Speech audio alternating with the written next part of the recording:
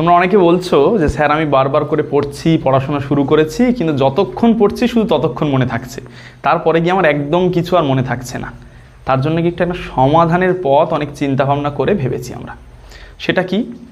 তাহলে প্রথম তুমি যখন পড়তে বসছো তখন 6:3:2 এই পদ্ধতিতে তোমাকে পড়তে হবে। 6:3:2 মানে কি? 6 বার প্রথম তুমি দেখে দেখে রিডিং পড়বে, যে টপিকটা পড়ছো সেটা। তারপর 3 বার তুমি দেখে দেখে লিখবে, তারপর আবার 2 বার তুমি দেখে দেখে পড়বে। বারবার কিন্তু উল্লেখ করছি, দেখে দেখে পড়বে তুমি। এইভাবে একবার পড়লে, যদি সেই পর্যন্ত দেখলে তোমার মুখস্থটা ঠিকঠাক হয়ে যায় তাহলে আর দরকার নেই। যদি না হয়ে যায় আবার এইভাবে ঘুরে ঘুরে হবে, 6 বার দেখে দেখে রিডিং পড়া, 3 বার লেখা, আবার দেখে দেখে 2 বার পড়া। এইভাবে তুমি একটা পড়া তৈরি করলে, সেই পড়াটা যেদিন তৈরি করলে তুমি সেই দিন আবার একবার ঘুমোতে যাওয়ার আগে সেই পড়াটা জাস্ট একবার রিডিং পড়ে নেবে, রিভিশন করে নেবে। তারপরের দিন যখন পড়তে বসছো, নতুন পড়া হয়তো তুমি পড়বে, তখন কি করবে, এই যে পড়াটা আমি আগের দিনে পড়েছিলাম এটা আরও একবার রিভিশন করে নেওয়ার পর সারা সপ্তাহ আর সেটা পড়ার দরকার নেই।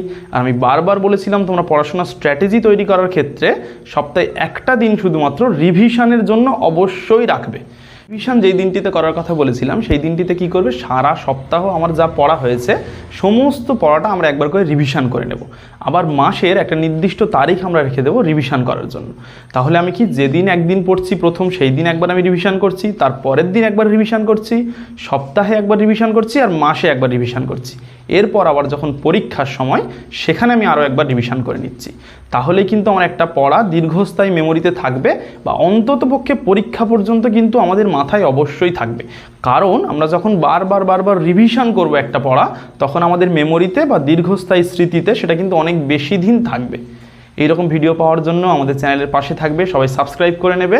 Thank you.